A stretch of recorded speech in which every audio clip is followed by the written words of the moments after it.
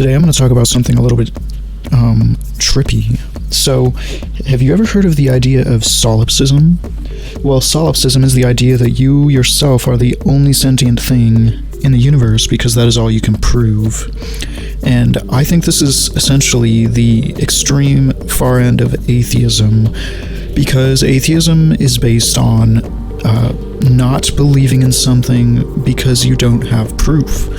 And so is solipsism, but most people won't take this perspective because it seems rather absurd. For example, it's isolating. It's also leads to different uncomfortable modes of thought, realizing that all the people around you may just be robots or NPCs in a video game, or actors in a number of various different problematic perspectives. And this is interesting because Jordan Peterson has this controversial definition of truth, where he says it's not necessarily based on what is true, but instead based on something that is functional. And what's interesting is a lot of atheist types are opposing Jordan Peterson's perspective on truth and saying that it's essentially absurd and ridiculous and all these different things.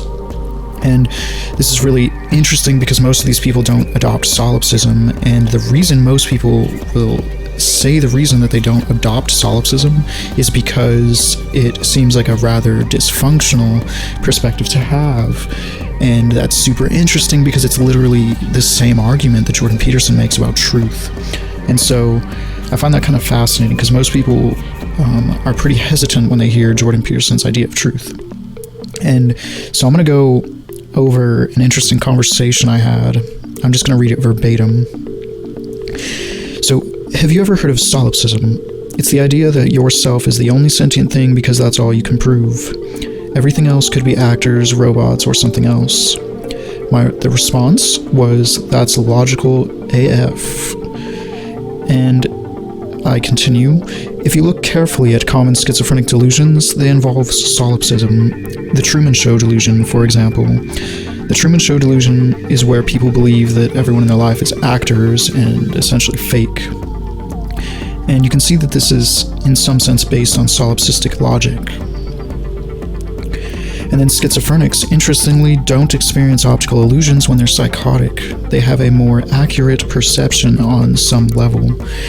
Now, let's remember that illusions and hallucinations are not the same thing.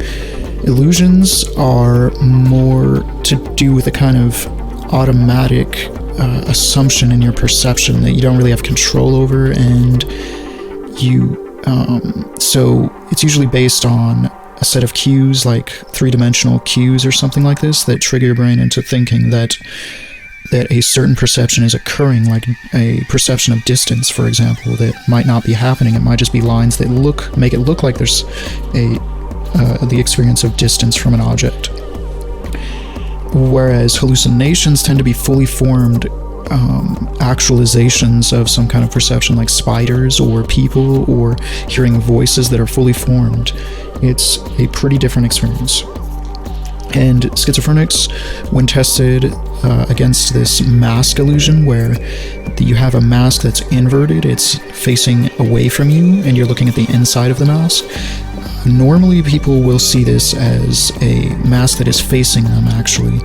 But the schizophrenics are able to distinguish the difference between a mask facing away from them and a mask facing towards them.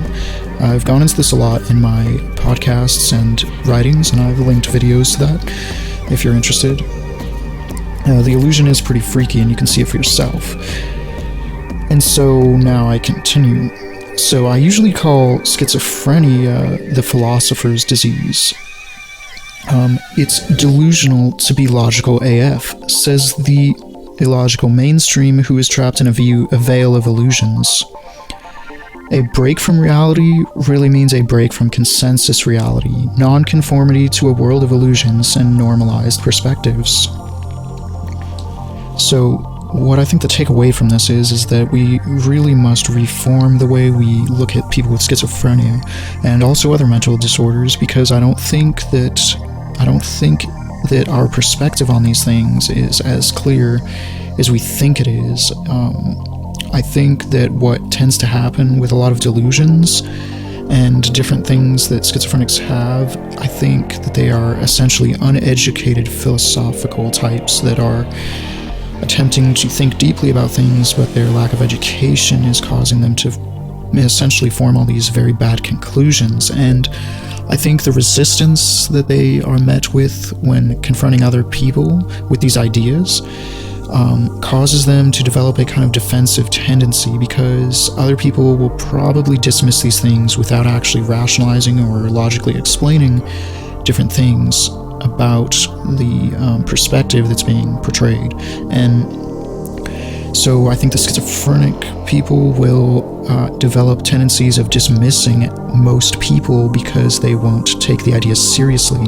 And also they will tend to hype their own certainty in these ideas because they are constantly met with disagreement. And they're used to, they kind of form a bias in which they're expecting people to be against their idea, so they will state it as if it is overly certain to compensate for that. And I think when we see symptoms like grandiosity, that is because they come up with their own original thoughts rather than being indoctrinated by the school systems or other people's thoughts or whatever is meaning in society. And I think that when you do that, if you post a meme and someone disagrees with it, you might feel a little bad because someone is rejecting what you agree with, but it's a lot more intense if it's an idea that you created yourself. And I think that when you do this and get rejected, it causes you to develop another type of bias where you are essentially defensive and expecting or very worrisome of the disagreement, because it's essentially like a form of punishment in a way. It is a negative feedback that kind of hurts. And I think that they tend to still stick to their thinking even though they're getting this kind of punishment, which is kind of an interesting trend. And so I'm going to end it right here, and I'm going to call this episode Schizosolipsy, which is a neologism. If you don't know what a neologism is, it's when people will combine two words together to form like a new word. That's an example of a neologism, and I think that's quite appropriate because that is considered a symptom of psychosis, interestingly. So I figured it's in the right spirit of this episode. Thank you for watching, and I hope you enjoyed. Have a nice day. And also, check out my music if you haven't, and also my blog and podcast, which will be linked. The homepage to all of this is linked in my Instagram bio, and also the description of this YouTube video, if that's what this is. Thanks for watching. See you later.